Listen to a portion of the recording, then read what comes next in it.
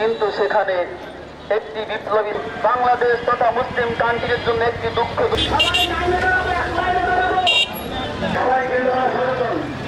আমাদের কার্যক্রম পরবর্তী নির্দেশ মৌলগঞ্জ থেকে বক্তব্য রাখছেন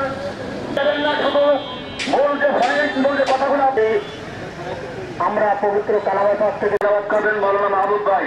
ভাই ভাই ভাই সামনে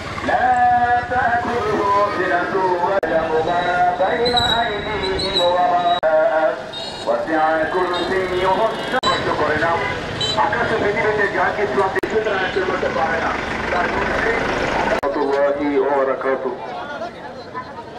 কিন্তু সেখানে একটি বিপ্লবী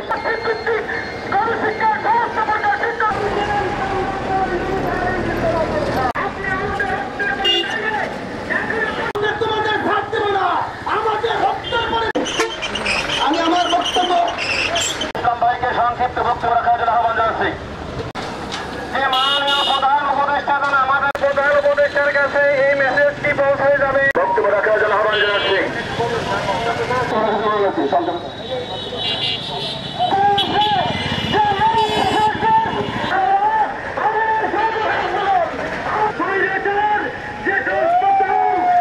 সকলকে ধন্যবাদ। এবার স্যার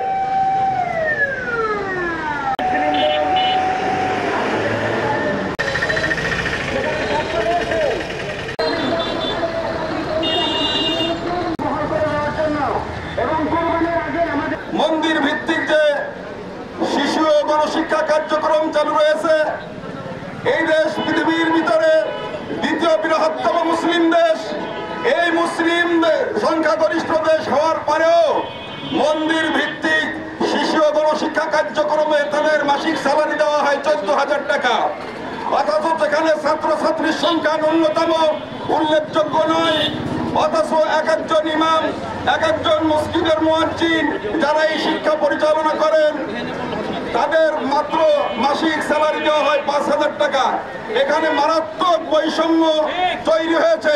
এটা অনতিবিলম্বে এই 5 দফা দাবি আওতায় এনে সকল বৈষম্য দূর করে ইসলামিক ফাউন্ডেশনের এই শিশু গণশিক্ষা কার্যক্রম মসজিদ ভিত্তিক শিক্ষকদেরও সেই বেতনে সেই সমপরিমাণ বৈষম্য দূর করতে হবে। মানুষের দিন দিন উন্নতি হয়, আমরা যাচ্ছি অবনতির শিখরে।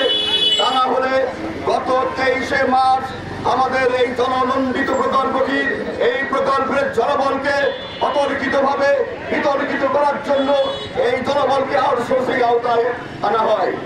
ভাবতে অবাক লাগে, 30 বছর যে প্রকল্পে চাকরি করলাম সেই প্রকল্পটি হঠাৎ করে কোন দূরভিসন্ধির